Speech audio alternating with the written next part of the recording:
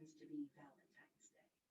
And in the past week, I've sent out two newsletters, one to the Branch Moms community and one to Socket, about the relationship you have with yourself.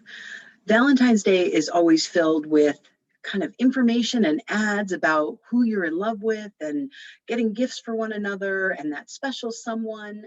And so, although I'm in the best relationship of my life, I spent many Valentine's Day either not in a great relationship or not in a relationship at all. And through those times, I really wanted to dig in and figure out how I could be my own Valentine. That may sound a little cheesy, but today I wanted to come on and just talk about loving yourself. For some podcasts that I tape, I do a lot of research, I've got a big outline, and for others, I just have a feeling or an emotion I want to share, and it's a little more off the cuff. So this is one of those off the cuff things. The longest relationship you're ever going to have is with yourself. You are the only person that has no possibility of leaving you, of not being in your life, of moving across the country. You're the only person that you are, quote unquote, stuck with 100% of your life.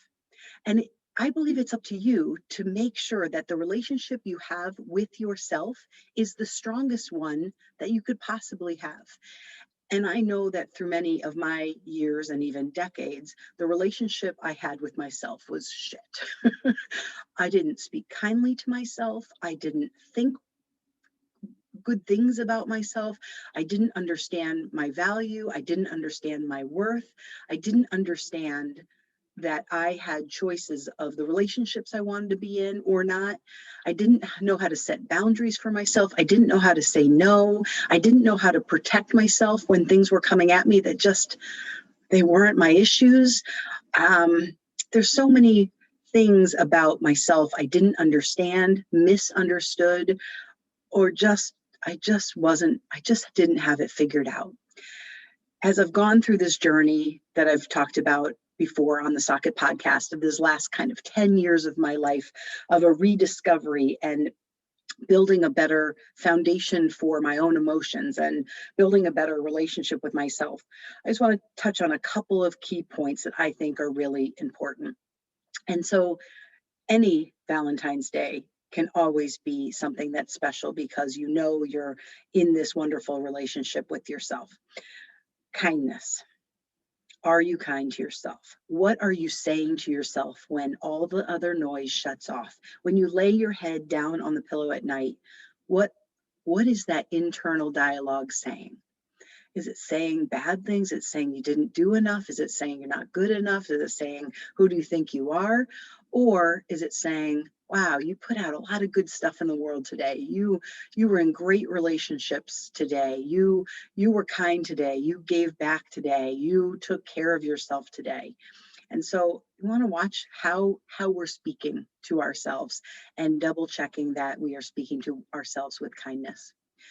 I also strive to be an authentic, honest relationship with myself. And this one can be a tough one because we're all human. We're all going to screw up. We're all going to say something we don't want to say to someone. We're all always going to have a couple actions throughout our lives where we're like, crap, I wish I could take that back.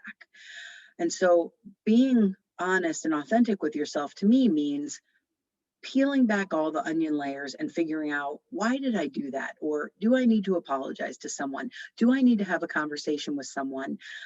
Do I need to make some changes for myself? And until you can be in authentic relationship with yourself, there's going to be a disconnect and it's going to come out in other ways. Another thing is believing in yourself. Believing that you're worthy, believing that you're lovable, believing that you deserve a place on this planet and you don't have to apologize for it. And being true to yourself and understanding, who am I and how can I best serve the world? How can I best serve myself? How can I best serve my family? And how can I best serve me?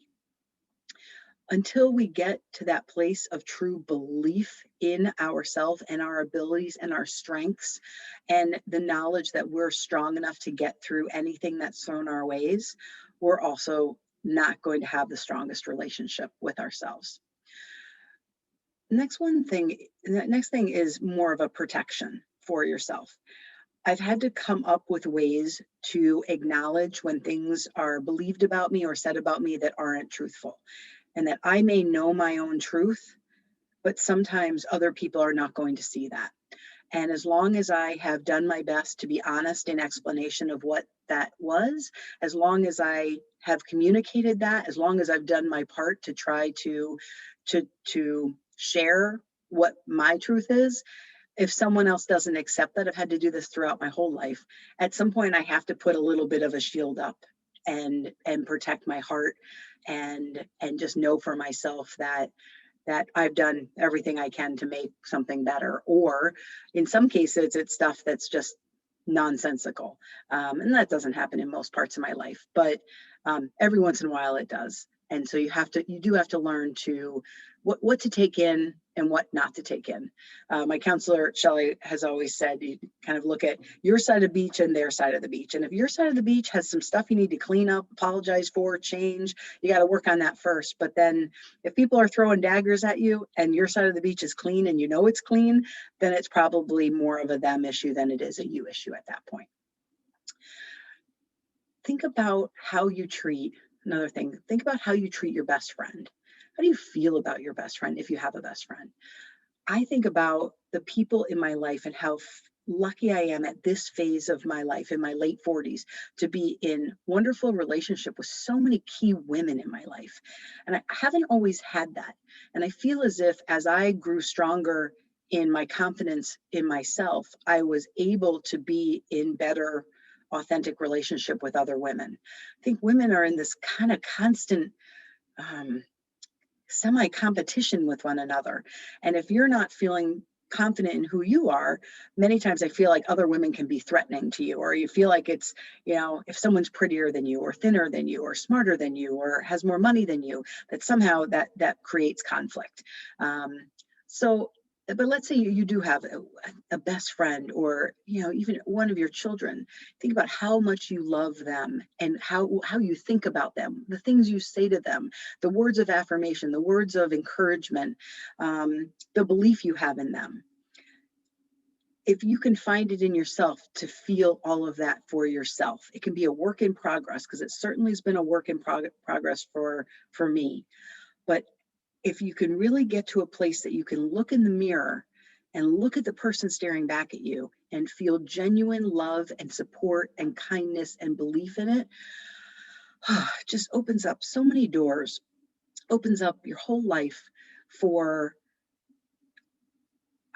I don't even know how the right words to put it, but I think that is such a core part of being in this world and living a happy life, is making sure that how you feel about yourself, that relationship you have with yourself, is as solid as it can be and sits on a super solid foundation.